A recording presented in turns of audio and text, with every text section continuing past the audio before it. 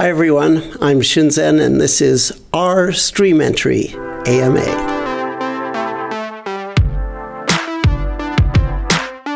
Hello, Deep Mindfulness Collective and everyone joining us. My name is Janos. I'm a co-founder of Deep Mindfulness Collective. I'm excited to offer this AMA along with our StreamEntry, and I'm so thankful for everyone for submitting their questions, and especially to Shinzen, who took time to record this over the course of 2 days at a silent retreat that we were co-teaching in Niagara Falls. And we have some actually beautiful footage of that in the video. All of the questions are listed down below, so if you want to skip to a particular one, you can do that there. One note is that there's a place in the video where the imagery flickers on and off a few times, so if you're sensitive to that kind of thing, flickering imagery, just make sure to skip from this point to this point. Shinzen mentions a lot of resources, and those will all be linked down below, so make sure to check out our StreamEntry for sure. And at the end of this video, we're going to talk about a way that we can create more content for you that would be interesting. But without any further ado, here we go. Yeah, what do you think? Cool. Why do the most prominent awakened teachers seem to have such a difference of opinion around the nature of awakening and the best way to get there? Well, I'm not sure that they have quite different opinions, but there is certainly a wide spectrum of formulations, let's put it that way. In some ways, scientists have less ego than enlightened masters. I've been at meetings where you had Nobel laureates up on the stage speaking, very authoritative figures in the science field. And some graduate student in the audience challenges them. You can't quite imagine a second-year meditator getting up in public and starting to debate with a Zen master, okay? But in science, you can have that. That Nobel laureate doesn't say, shut up and sit down, kid. I know where it's at. That scientist has to, with science, defend their position. It's all about logic and evidence. At the cutting edge of science, there can be disagreements, but typically the scientific community converges to more or less universally accepted way of talking about things. A huge breakthrough took place in the history of chemistry when the periodic table of chemical elements was discovered. Suddenly, all of this diversity can be seen as a unity. You just have to know what the basic dimensions are. So I take that as a model, and I take each aspect of contemplative practice, the techniques, the fundamental skills involved, the goals, the elements that you have to sort of have in place in order to achieve those goals. I try to create things analogous to the periodic table of chemical elements that are ontologies of these categories. The purpose for creating those is to give a clear framework within which all the different approaches can be discussed, meaning in a way that leads to evolution. Yes, it's true at this point in history that there is this confusing diversity of opinion. However, I suspect that that will go away in, say, the next 100 years. The reason I think it will more or less go away, and the teachers, not just the Buddhist teachers, but all the contemplative teachers around the world, will move towards a more or less agreed upon paradigm. I think that will happen because now we have respectful and uncensored dialogue beginning to happen between the senior teachers. That never existed before. Each teacher in the traditional cultures was sort of like a dictator of their own realm. That's not peer-to-peer respectful dialoguing. That's an authority telling you where it's at. We have the possibility that, say, name a dozen of your favorite enlightened teachers. We could all get in a room and talk for a few years. And I think we could probably come to achieve a lot of disambiguation. We meditation teachers need to model ourselves on that. What is StreamEntry, and does it require cessation? Different teachers have different criteria for StreamEntry. I think that's the first thing you want to keep in mind when you hear a term like that. It's an English language translation of the Pali word sota apatti, which literally does mean attaining the stream. However, as I say, different teachers are going to have different criteria for what counts as those things happening intensely enough for a person. One teacher's stream enterer might not be another teacher's stream enterer, and that's okay. You want to work with a teacher that has a track record for guiding people. The classic description of what changes forever at StreamEntry is Sakkaya Ditthi goes away. So Sakkaya Ditthi is the perception that most people have that there is a thing inside me called a self. That goes. Two other things go, Silabhata Paramasa and Vichikitsata. So Vichikitsata is fundamental confusion. And Silabhata Paramasa is a very interesting term. It's the belief that sila, which is ethics, and vata, which is sort of religious vows and such, the belief that those can do more than they can actually do as far as liberation goes, that belief is said to go away forever. Now, these are just the traditional definitions. I would say that the central and most important feature is the change in paradigm, whereby you no longer believe that self is a thing. Tetris McKenna asks the following. I'd like to hear your personal story about StreamEntry. How long had you been practicing? What practices were you doing? And were you on or off retreat? Yeah, I'd love to tell that story, but I'm actually more interested in talking about homological algebra. Now, you might think that has no relationship to enlightenment at all. Nah, just kidding. Actually, I tell that story on YouTube. Janusz, would you put a link to that below?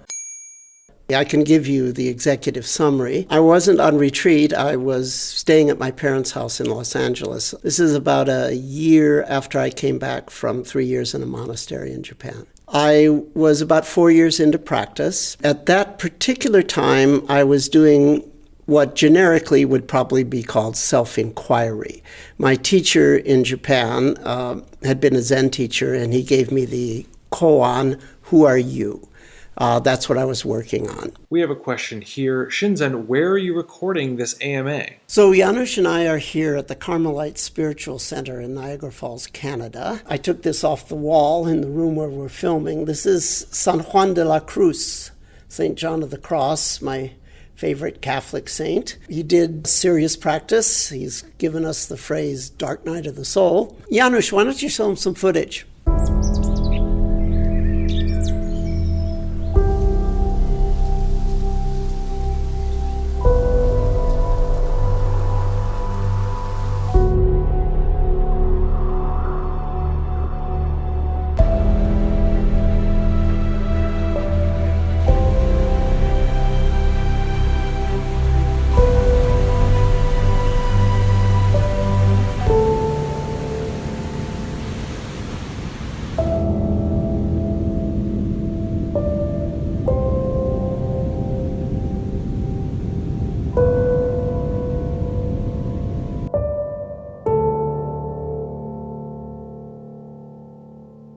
Thomyor is asking about zero, absolute rest, or cessation. Is the idea of cessation fetishized in some way, or is it as essential to awakening as people say it is? Different teachers deal with this topic in different ways. I can just tell you the way I like to deal with it. And if it's helpful, great. And if not, well, there's a lot of other ways to talk about it. Whenever anything comes to an end, you get a little taste of nirvana. I call it nano-nirvana. Multiply that by 1 billion, and you've got unit nirvana. Even beginning meditators get little tastes of cessation. Cessation normally translates the Pali and Sanskrit word nirodha. It's an English word that glosses a word from India. So here's how I like to think about it. We start a mindfulness practice and we become aware of different sensory events. At some point, we become very interested in the moment when things arise and the moment when things pass, and less engaged in what the things actually are. As you're paying attention to the passingness of things,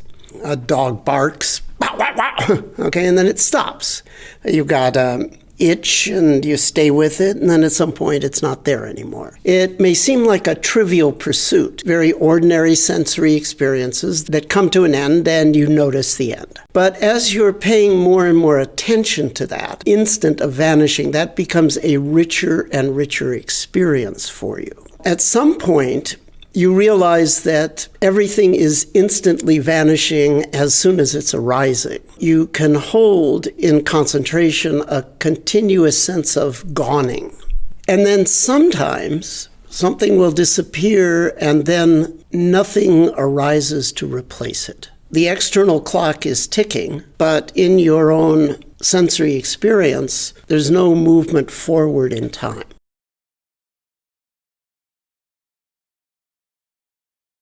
But then eventually something does arise. If you hang out in that, you are hanging out in what might be called absolute rest, or the still point of the turning world. It starts with just noticing ordinary vanishings, and then your appreciation grows.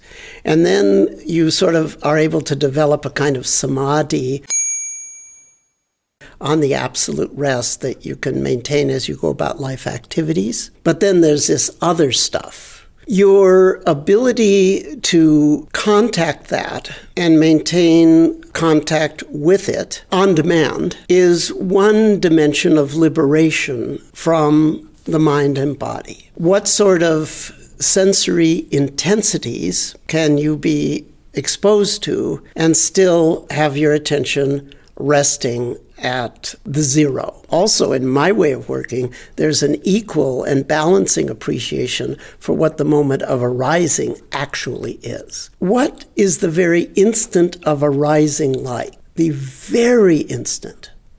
It has its own flavor. The moment of arising is actually just as interesting as the moment of passing.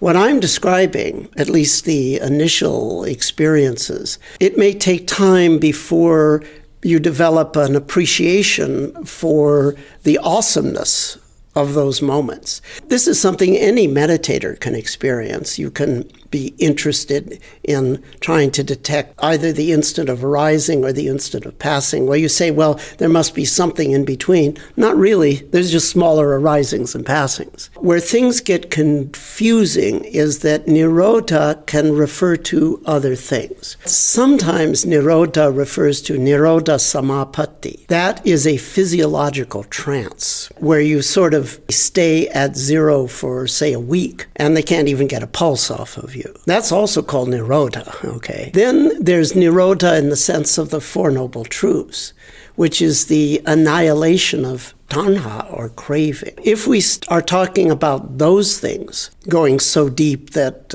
you could be pronounced dead in a hospital, or the total annihilation of all craving and the attainment of arhatship, that's really, really big stuff. That's really great if you can get to that. But I tend to see all of this on a continuum. It starts with just noticing ordinary vanishings, and then your appreciation grows. And then you sort of are able to develop a kind of samadhi on the absolute rest that you can maintain as you go about life activities. Cessation, as far as the liberation aspect of this practice goes, is very important. The first time this happens with full clarity, you'll never be the same again. This is one way, one among many ways, to describe the first experience of, quote, cessation that leads to StreamEntry.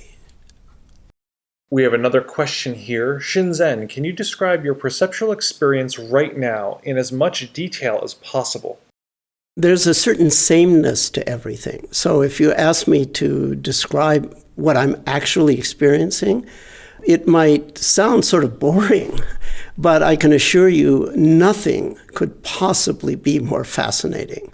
I'm seeing, But there's actually no I. There's just you shining from the source. Now there's just the camera essentially doing the same thing. Now I'm aware of my inner system, three things at once. There's a mental screen, there's mental talk space, and there's body motion. So that causes self-consciousness. And that's dancing the same dance. It's spreading and collapsing at the same time, loved into and out of existence by the dialectical flow of nature, life and death dancing together. What advice would you give to people who wanted to know if the teachers who are available are any good? Look at their students. You judge the teacher by the results they get with the student. Well, that actually leads into another question we have coming up, which is, how do you know if a teacher is of high quality if your only contact with them is digital or maybe through text? And what if they're stepping back and forth between the teacher and student role? I can easily see that working if a person has experience, number one, and number two, has communication skills. Now, I mean, you could, in theory, teach things that you believe or have read about. I suppose that can be helpful to people.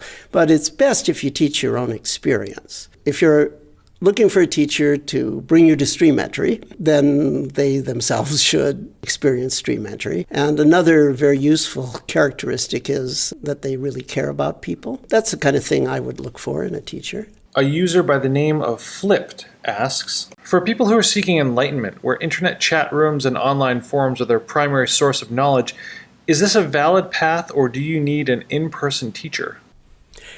Really interesting question.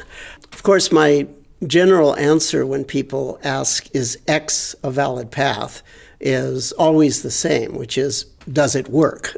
It's pragmatic. Does it deliver the goods? Call it enlightenment, StreamEntry, no self, true self, whatever you want to call it. This kind of thing sometimes happens to people without any practice at all, without any seeking at all. Clearly, there's no theoretical barrier to it happening just because I read about something online or I chatted with someone online. Personally, I think you have the best shot at it if you establish what I call the 4 pillars of practice. What that means is you do some day-to-day practice. Every once in a while you do retreat practice. And you get support and give support. Now, part of getting support is having at least one teacher that you work with. So I'm not saying that's a sine qua non or absolute necessity, but you have your best shot at it working with at least one teacher who knows the territory, who has a track record for leading people to and through the StreamEntry experience. If you're interested yourself in learning how to guide people, one of my most senior facilitators, Juliana Ray, has the Unified Mindfulness Hub where you can get systematic instruction in this. It's called the Foundations course. A user named Flying Nico says, I'd like to talk about your return to source map of the stages of enlightenment in your essay, What is Mindfulness? It describes my experience very well. Is this something you'd share with new meditators, or is this more for advanced practitioners? Could it be confusing or intimidating? It could be intimidating and confusing, but then again, that's generic to any map. Well, it's funny that you should mention that because the next question is this map universal and is it based on the Visuddhimagga? That 10-step diagram that I have in the What is Mindfulness document is 100% my own personal experience.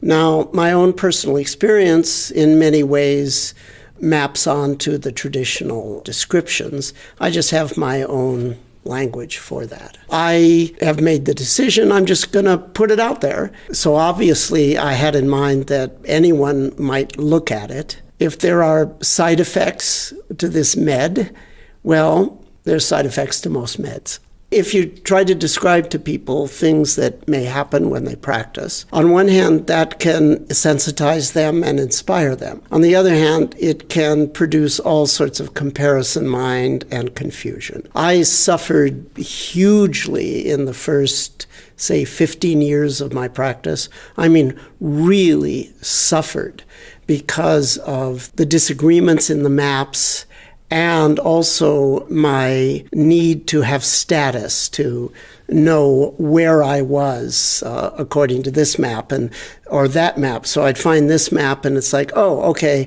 I think I'm here on this map, but according to this map, I'm really nowhere. And I agonized over this until things just became very, very clear how this all relates. You're damned if you do and you're damned if you don't. If you try to describe to people things that may happen, I tend to think of them as things that may happen. If you don't talk about it, you sort of fail in your duty. If you do talk about it, it may be confusing and off-putting to people. I'm willing to have some people confused or get into comparison mind. I'd rather do that than not talk about the turf. Because if you don't talk about the turf, then we have no basis to eventually create a science of enlightenment in order to push the evolution of world contemplation in a more scientific direction. Here's another combined question from Shargral and Flipped.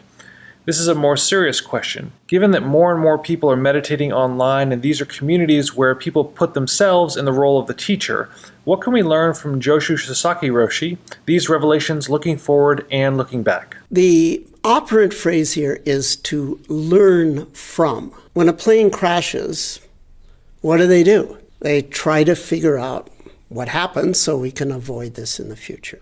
I've seen with my own eyes a number of scandals in the meditation community. Here's what I've learned. Two things make it less likely that you're going to have behavioral problems. First is that institutionally and personally, the feedback channels are kept open.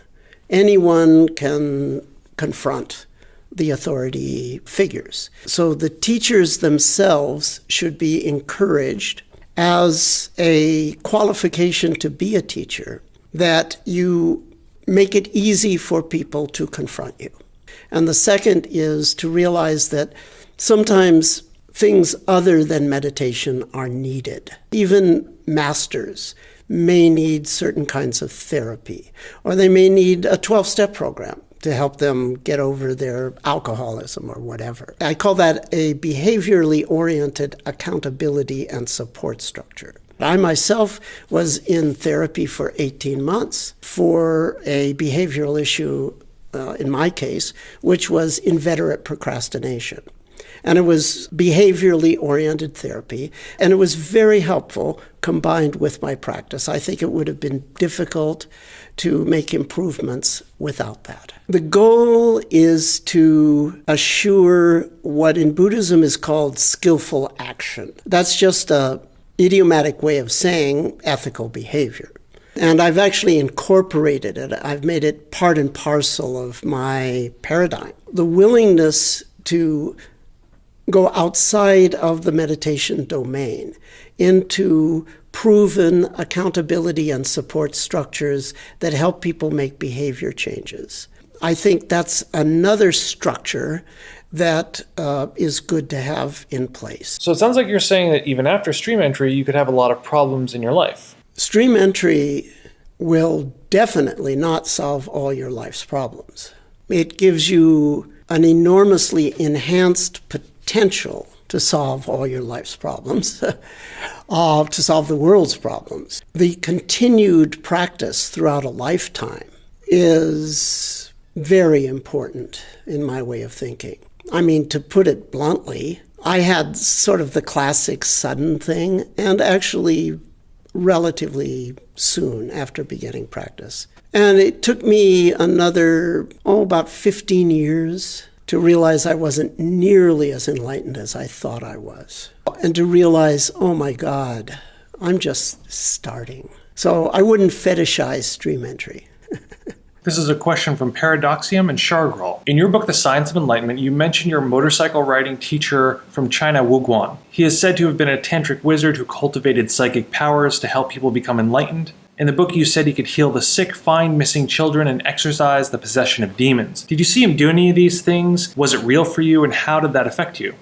He didn't actually mention to me anything about exorcism, but I saw him do it once. He did not seek these power realms for enlightenment purposes. He was already there. It wasn't for him at all. It was 100% to be of service to others, because in the context of his culture, that's the traditional way you did it. So it is very important to realize that the liberation is one thing and the exploration of the realms of power is something else. Now, I know what a lot of people are probably wondering is, well, is this stuff real? Reality is a little bit of a tricky word. I've had like a little man tap dancing on my hand. I could hear him playing the drum. I could feel his little feet. It was completely vivid and real, just like I'm looking at you. Of course, I knew it was a hallucination, but it was very, very sensorially vivid. So it can be very vivid. Whether it's real or not, or in what sense it's real, well, that's above my pay grade to answer. That's for specialists, philosophers, scientists. My goals are pragmatic. If you ask me, can the realm of power experiences be just as vivid sensorially as the so-called material world? Absolutely. That can happen. I don't think I would go any further than saying that. But I can tell you what a Chinese exorcism looks like. It's pretty interesting. I'm in my rooms. It was just Wu Guang and myself. And I hear all this yelling and cursing in Taiwanese. And I thought maybe, it's like a home invasion or something, what the hell's going on here? So I open the door and it's him and this guy and a whole bunch of people standing around. And he is exorcising this demon, but he was like pointing and looking ferociously. Wu Guang was short, okay? And the other guy was pretty big, as I remember. And he's got this little guy, and he's going, in Taiwanese, driving the demon out of this person. I guess he was saying, get out, or something like that. The possessed guy was doing the Chinese cultural version of possession. We know the Hollywood version of spirit taking over someone, because we see these movies, right? What the guy was doing is he was making these kinds of gestures. It really looks like Beijing opera. It's like, sort of put their foot down that way or whatever. It was really Chinese and very hieratic, very sort of archetypal kinds of movement, Kriya kinds of movements. I don't know if the exorcism was successful or not. Afterwards, I said, what was all that about? And he said, well, this guy had been studying to be a shaman. There's traditional Chinese shamans. There's a lot of that in Taiwan. It's very interesting. They use what's called a planchette in English, or fuji in Chinese. They actually write in sand messages from the gods. Very interesting how they do that. Maybe we'll give them a link to that. The guy had been studying to do this, and it was sort of taking over in his daily life. And it had gotten out of control. A user named Coach Atlas says that they'd love to hear about your relationship with Bill Hamilton. How did you meet? What was your Dharma discussion like? What was Bill like? Did his brand of Dharma affect you at all? Oh yeah, that's some good oral history. Bill Hamilton is one of the great unsung heroes of Western mindfulness practice. We were friends in LA. He had this thing called the Dharma Seed Library, creating tapes that were inexpensive and easily available, probably still in existence. He recorded my talks also, and we got to know each other. It was sort of an ideal situation. He was familiar with the nitty-gritty of the Mahasi Upandita lineage for practice. He'd had access to the manuals. He had access to them when almost no one else did. And I was just getting interested in mindfulness because it seemed to me that it was less culture-bound than Vajrayana or Zen. Those are very specialized to a certain culture, a certain age, really. I had originally been in those lineages, whereas the mindfulness was more generalized culturally. You could remove it from the cultural matrix more easily. And number two, the mindfulness sort of smelled like science to me. The precision, the systematic nature of it. So he took me by the hand and said, here's how it works. Here's the steps that you go through. Here's what the noting is meant to achieve. And it's like, oh. On the other hand, he was interested in Buddhist history, and I had an academic background, so I could tell him about East Asian practices, Zen and such. I could also talk about Vajrayana. So I sort of educated him in those lineages. So we were sort of teachers of each other, I would say. And we became very good friends. He knew how to talk the language of science. And specifically, he showed me how what I now call flow, or different flavors of vibration, undulation, what traditionally is called anicca, impermanence, how central that is to the stages that you go through when you do noting. And I did not realize that. So we had a lot of talk about frequencies of vibration and things like that. We were also good friends. Things happen in your life. I had a kind of relationship crisis. I broke up with someone. I needed a place to stay. And I stayed at Bill Hamilton's house. He helped me sort of make it through that relationship crisis. It was sort of an ideal mutualism. We both benefited each other as co-teachers. Sufficiently Zen asks, can you use other methods besides sitting in pain as a purifier to accelerate the awakening process? Ways that don't harm the body that you could have more control over, such as exposure to cold or electric shock? Electric shocks. I've often had this fantasy of electrifying all the cushions so that if someone got sleepy or was fidgeting, I would just press a button and they would get like a shock. Okay, that's just a joke. Zen Master Rinji, or Rinzai as the Japanese pronounce it, has an interesting expression. He said you have to reach the point where every time you button your shirt or tie your shoelaces, you purify 5,000 lifetimes of karma. I mean, it sounds sort of interesting or maybe inscrutable, but it actually does have a meaning. These are quotidian, neutral experiences. So to reach the point where that is a purification simply means that you have such a complete experience of that ordinary event that you actually taste purification within it. It's a very limited view to think that the only way you can purify consciousness is by going through experiences that are intense and uncomfortable. I like to generalize the paradigm. I should also say that there's no reason to damage the body whatsoever.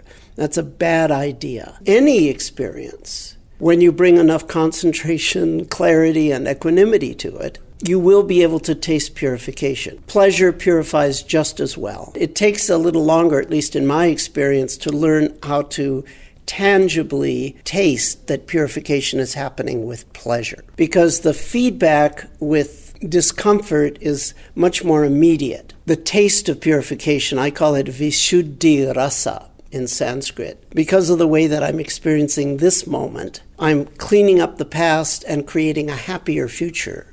That knowledge, that taste of purification, can occur within pleasant experiences, unpleasant experiences, or neutral ones, and it can occur with relatively subtle or mild experiences. So the cycle of skillfully bearing down and easing up and knowing what to do on each side is a very efficient way to train yourself. If you want to work with discomfort, there's plenty of ways that you can access discomfort without doing something that objectively harms the body. The main cathartic factor is the degree to which you bring concentration, clarity, and equanimity to an experience.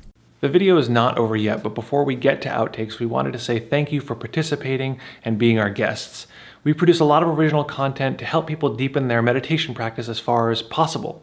Those three themes are creativity, relationships and emotional intelligence, and the path of classical awakening. If you're interested in any of those, we would love to hear your input because we want to know what you want us to do next. What would be powerful and transformative? Maybe more content like this, maybe some live content teaching the material directly. So there's a short survey down below. We'd love to hear your input. If you haven't been there before, check out our StreamEntry, which is linked below. It's a really great group of dedicated folks who are interested in the mechanics of how do you move towards classical awakening, not as some fantasy, but something we can achieve in this lifetime. So the link's below, make sure to check that out. And now? So Janusz, the cameras keep turning off. I don't want you to put this on the internet, but you do realize that it's because we're talking about cessation and my psychic powers are so intense that as soon as I start to talk about this, I start influencing the material world around me. But don't put this up on the internet. Really interesting question.